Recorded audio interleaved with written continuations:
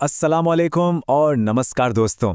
आज हम सीखेंगे केमिकल रिएक्शन, वो भी बहुत ही आसान भाषा में।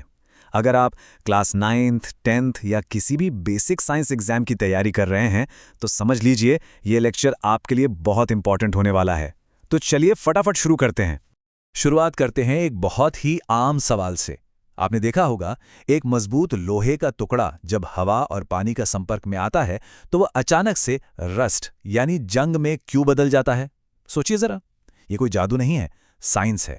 और सच कहूं तो यही सवाल हमारे आज के इस टॉपिक की सबसे बड़ी बुनियाद है। आज हम इन 5 मेन पॉइंट्स पर बात करेंगे। पहला, केमिकल रिएक्शन आखिर क्या है। दूसरा, रिएक्शन की पहचान कैसे करें। तीसरा, केमिकल इक्वेशन और बैलेंसिंग। चौथा, इसके टाइप्स और आखिरी में रियल लाइफ में इसके एग्जाम्पल्स। तो चलिए बढ़ते हैं पहले पॉइंट की तरफ। केमिकल रिएक्शन क्या है, द कोर डेफिनेशन। आखिर ये केमिकल रिएक्शन होता क्या है।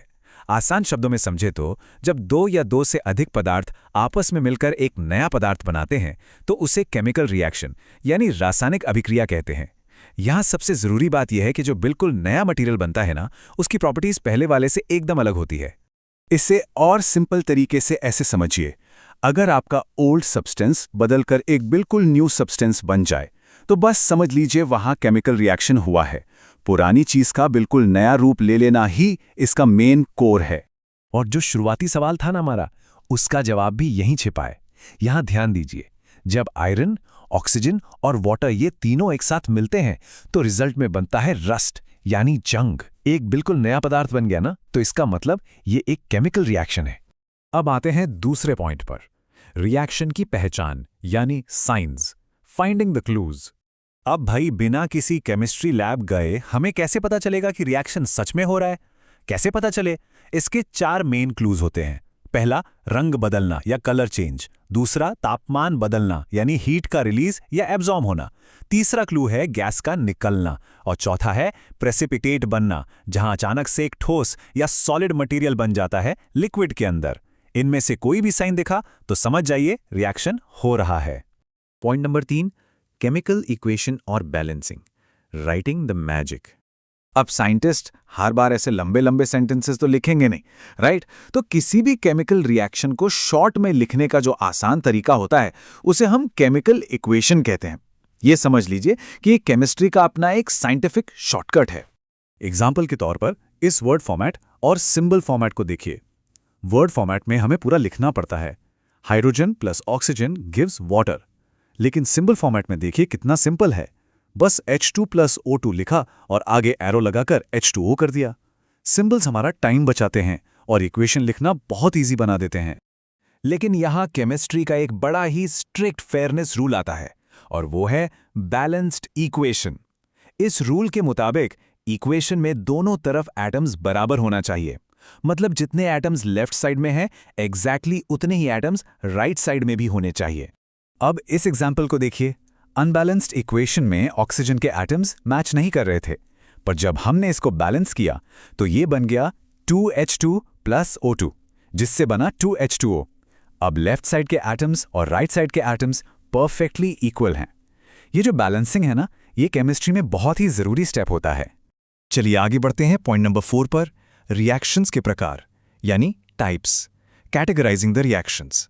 साइंस में मेन 4 तरह के रिएक्शंस होते हैं। पहला, कॉम्बिनेशन, जहां 2 चीजें मिलकर एक बनाए, जैसे A और B मिलकर AB।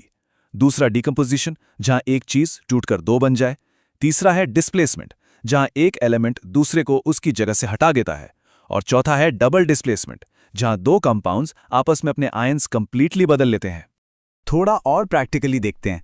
कॉम्बिनेशन रिएक्शन के एग्जाम्पल में देखिए, कैल्शियम ऑक्साइड और पानी मिलकर एक सिंगल नया प्रोडक्ट कैल्शियम हाइड्रोक्साइड बनाते हैं। 2 चीजें मिली, एक बन गई। वहीं डिकम्पोजिशन में कैल्शियम कार्बोनेट टूटकर कैल्शियम ऑक्साइड और कार्बन डाइऑक्साइड गैस में बढ़ जाता है, यानी एक चीज टूटकर 2 बन गई। सिंपल। बाकी 2 टाइप्स का लॉजिक भी बिल्कुल सीधा सा है।